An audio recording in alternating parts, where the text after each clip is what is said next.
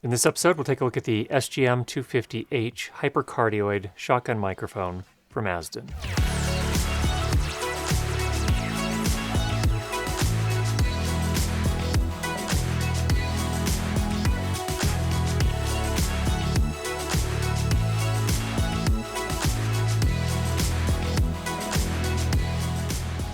This entire episode is recorded with the SGM-250H, which is boomed out of the frame just right here, into a Sound Devices Mix Pre 3. That's what you're hearing through the entire episode. And we normalized the audio to minus 23 LUFS so that we didn't have to do a bunch of heavy compression or other processing, so you can hear what it sounds like basically straight out of the recorder. Let's get you some audio samples and run through a variety of tests really quickly. It was easier to know it than to explain why I know it. If you were asked to prove that 2 and 2 made 4, you might find some difficulty, and yet you're quite sure of the fact. It was easier to know it than to explain why I know it. If you were asked to prove that 2 and 2 made 4, you might find some difficulty, and yet you are quite sure of the fact. It was easier to know it than to explain why I know it. If you were asked to prove that 2 and 2 made 4, you might find some difficulty, and yet you are quite sure of the fact. It was easier to know it than to explain why I know it. If you were asked to prove that 2 and 2 made 4, you might find some difficulty, and yet you are quite sure of the fact. It was easier to know it than to explain why I know it. If you were asked to prove that 2 and 2 made 4, you might find some difficulty, and yet you are quite sure of the fact. It was easier to know it than to explain why I know it. If you were asked to prove that 2 and 2 made 4, you might find some difficulty, and yet you are quite sure of the fact. Here's a sample of sibilance. That is the kind of sizzling sound you get when somebody says the letter S or C or other things like it. She sells seashells by the seashore. By the seashore, she sells seashells. All right, I'm speaking directly into the front of the microphone. Let's go ahead and turn it off axis so you can hear how the sound changes in terms of its overall color as I turn it off axis. So here I am at 90 degrees off axis talking into the side of the microphone. And now here I am 180 degrees off axis talking into the back of the microphone. So here's a handling noise. We'll just go ahead and cue this back and forth. This is with a shock mount from Rycote for the Nano Shield.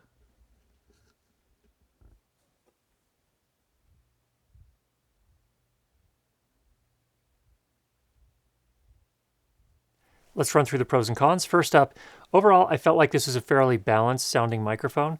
It does have a little bit more sensitivity in the sibilance range, so if you're working with someone with a very sibilant voice, you may have to use a little bit of a de-esser in post relative to some of the other microphones. Its directional pickup does reduce some of the off-axis noise in the space that you're recording, so it is obviously a directional microphone as a shotgun microphone.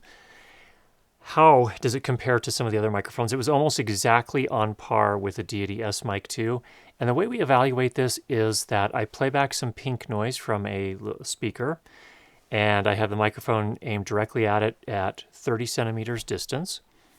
Then we turn the microphone opposite or away from that speaker, keeping the capsule at the same 30 centimeters and measure the overall amplitude there, RMS amplitude. And what we found is there was a difference of 12.77 dB from straight on axis to the microphone to directly off axis. Almost the exact same reading from the DEITY S Mic 2. The Sennheiser MKE600, on the other hand, had a difference of 17.42 dB. So it is a more directional microphone. Now that's a trade-off.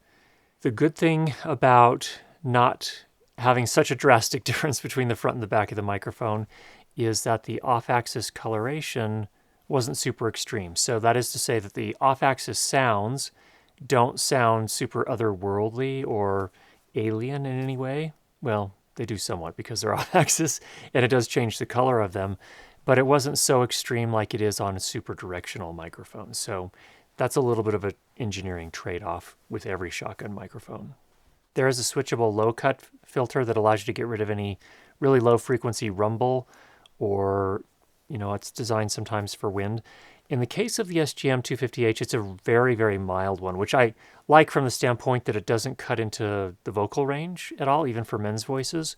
On the other hand, I guess the downside of that is that it doesn't eliminate a lot of the issues with wind, for example. You will need to use wind protection if you're filming outside.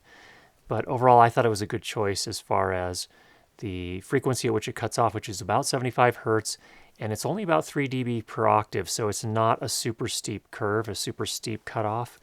So it's really mild and just handles some of the ambient rumble that can just kind of creep into your recordings and muddle things up. Now, with the included high-pass filter, which is very mild, this is what it sounds like with the high-pass or the low-cut filter turned off. By the way, those two names are basically the same thing, just different ways of referring to the same thing. In this case, Azden calls it a low-cut filter. It does roll off some of the low frequencies. And now here's a sample with the low-cut filter turned on so that you can hear the difference. It should be fairly slight. To my ear, there's a little tiny bit of a difference, but not a whole lot, just so you get a sense what it sounds like. We did our practical noise floor sample, and what that is, again, is I record in this space, I turn off any lights that have fans in them, I turn off a freezer over here that has a compressor in it, and I record some dialogue, and then I also record on that same clip probably 15 seconds of silence. I bring that into Adobe Audition. I normalize the audio to -23 LUFS, which is the European standard for broadcast loudness. And then I measure that silent portion, and it came in at -65.71 dB RMS max. That's actually a very good result. It's actually better than the Sennheiser MKE600, and it's roughly in line with the DEITY S-Mic2. So overall, this is not a noisy microphone. Great job, Azden. We also did some tests to make sure that it didn't pick up a lot of radio frequency interference. Some microphones can have a tendency to pick up interference from phones or other wireless transmitters. We did a test with a 500 megahertz UHF wireless transmitter with Wi-Fi, with LTE, with cellular calls, and holding the phone and the transmitter right up to the microphone didn't seem to create any problems whatsoever. So clean on the RF rejection front. The microphone comes with a 2-year warranty, which is extendable to 10 years when you register the mic. So that's industry, it's at the top of the industry. Rode also does that. Azden does that as well. And at the time of this review, the price comes in at $299 US. Now, are there cons? Yes, every product has some cons. In this case, as we talked about before, it's not the most directional microphone. Again, that's an engineering trade-off, so there's some pros and cons to that. It's not as isolating, for example, as a Sennheiser MKE600. So if you're looking for something that's really going to isolate, you might want to take a look at the Sennheiser instead. I also mentioned before with the sibilance test, if you're working with voices with a lot of sibilance, you might want to apply a little bit of a de-esser in post. Or if you're working with a voice that has a lot of sibilance and you don't want to have to do post, you might want to look at one of the other microphones. In particular, probably the S-Mic2 from DEITY. So overall, there is a look at the Azden SGM-250H. What is my take? Oh, it's really tough to choose between these three microphones. They each have some of their strengths and weaknesses. I'll let you decide which one you think sounds best based on the samples that we've provided here. Trust your ears and listen to other samples and make a decision from there. But in terms of features, the Azden SGM-250H holds up really, really well. And actually, I think it's a nice step forward from the original SGM-250, which I reviewed, years ago, 7 years ago or something like that. It sounds better to my ear. It's not as mid-range kind of focus like the original one was. So it seems like it's a more balanced sound. Really happy with the direction that Azden's taken here. Interestingly, Emma, my producer, chose the Azden as the best sounding of the three from her point of view, which I think is perfectly valid. From my point of view, I had a tougher time choosing. I don't know that I can choose just one. I think on my voice, I like the DEITY, although the Azden's pretty close as well. Again, trust your ears and make the decision based on your own ears and your own hearing. What I can say, though, is the Azden does provide good value for the money. I think if you compare to the other two microphones, the Sennheiser MKE600 at the time of this review comes in a little bit more expensive, I think $30 more. It does have an inbuilt battery, so if you are going to run the output of that microphone with the included XLR to 3.5 millimeter adapter, it can power itself, so you can run it directly into a hybrid camera.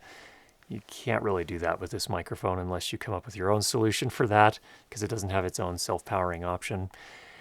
And compared to the DEITY S-Mic2, which is about $50 to $60 more expensive, they're very similar. But overall, I think that Azden's done a nice job here. So choose whichever one sounds best to you. I hope that was helpful for you. If you have any questions, go ahead and leave those down below. If you've not already subscribed, Make sure you do that, and we'll be sure to get you more great videos on how to improve your lighting and sound for video. Talk to you soon.